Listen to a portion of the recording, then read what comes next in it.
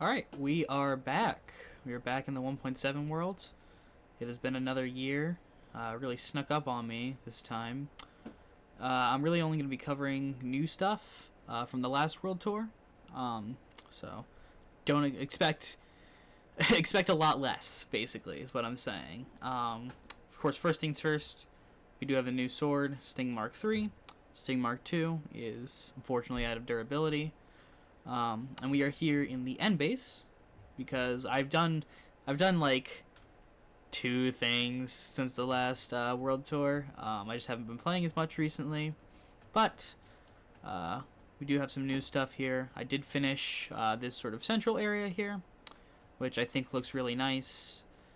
We have the diamond beacon, which is most of my diamonds. I have, what do I have? I have 17 blocks and 1 diamond left. And then this is a big enough beacon for a 5 beacon setup. So eventually, when I get 4 more beacons, I can have them set up here. I'm going to have to change this, but you know. So I can have them set up here, and it'll be cool. And then we can come up here, and we have this sort of like garden area, you know, like crops. I don't really harvest these crops. These are more for aesthetics, but I think they look pretty cool. We have wheat here. We got carrots, and then we got potatoes. I actually, for these ones down here, I did have to bone meal them because a lot of them wouldn't grow in this light, like especially the ones right near the water. So really more for decoration than for actual farming, but they're cool. And then coming over here, almost went the wrong way, you can see there is a new addition to the villager area. This is actually also a new walkway. So if you come on over here, you can see that we have the library. So this is the villager library. I really love this place. I'm really proud of it. It's basically for all of my book villagers, you know. I don't know. These guys aren't named. Usually they're named. But, you know, if I want respiration or efficiency or flame or sharpness, you know, I can come in here. And it's not just in like a big hall with signs, basically, you know. It has a little bit of the world's a little bit lived in, you know. It's cool. So you know, it's a library. So we got like some meeting tables over here. You know, these guys are sharing a cake, which I don't know why they allow cake in the library, but. And then you know we have another table over here. We got the computer area. So we have like the computer lab. These guys are doing some work, maybe filling out some job applications. I don't know. We have a printer over here. Of course, you can tell it's a printer because it says printer. I know, pretty crazy. You know, then we have the reception desk, so they got a computer back there for doing all the book returns, and you know, need to help you over here. They got shelves, and we got a book return, which is just some unwanted enchanted books. And then coming over here, this is pretty cool. I feel like this is like my favorite part.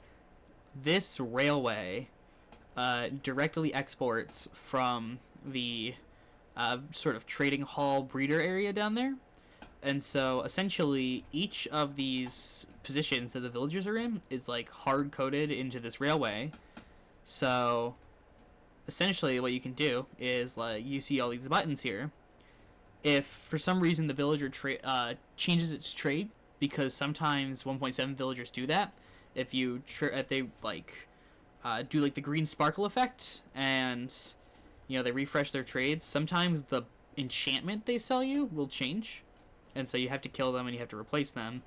And so this just makes it easy to do that while keeping the aesthetic. So let's say I wanted to kill, who are you? Let's say I wanted to kill Infinity, right?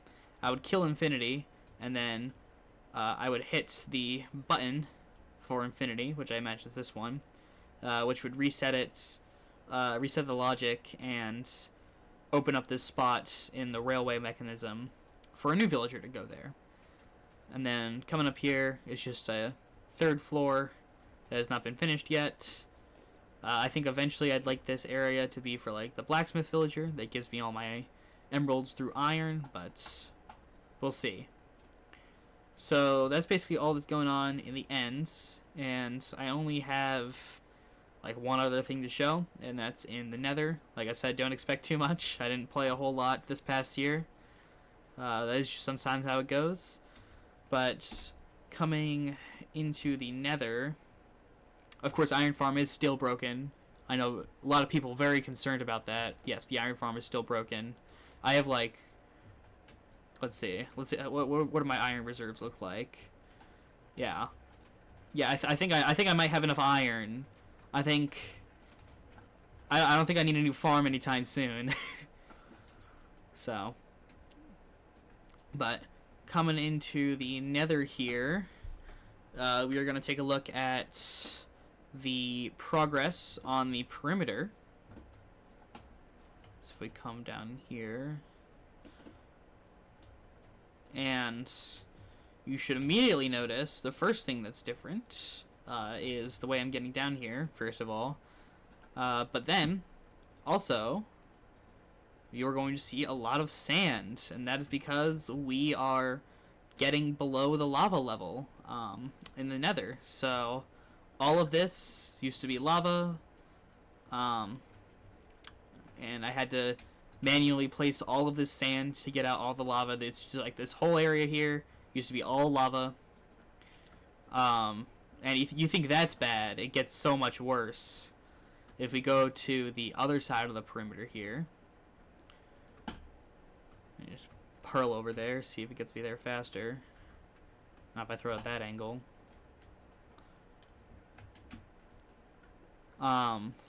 Yeah, no, getting rid of the lava was so awful because you have to manually fill in every single block of lava with sand.